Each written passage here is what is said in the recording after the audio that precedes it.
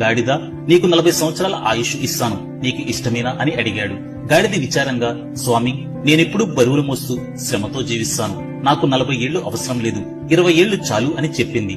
దానికి బ్రహ్మదేవుడు సమ్మతించాడు. తర్వాత కుక్కని పిలిచి, కుక్క, నీకు 40 సంవత్సరాల ఆయుష్ ఇస్తాను, నీకు సమ్మతమేనా అని అడిగాడు. కుక్క వణికిపోతూ, స్వామి, నేనెప్పుడూ ఇంటికి కాపలా కాస్తూ నా యజమాని కోసం జీవించాలి, 40 ఏళ్లు చాలా ఎక్కువ, నాకు 20 సంవత్సరాలు చాలు అని అంది. బ్రహ్మదేవుడు కూడా నిజమే కదా అని అంగీకరించాడు.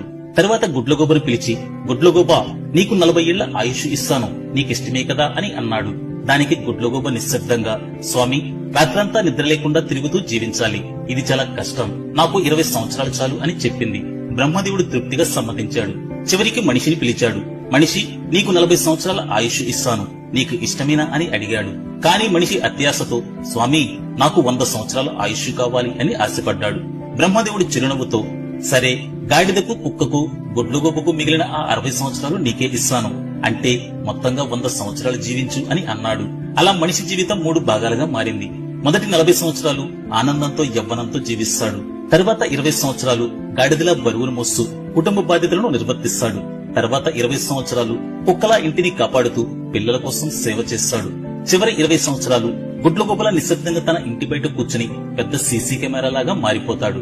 నిజమే కదా? మీ అభిప్రాయం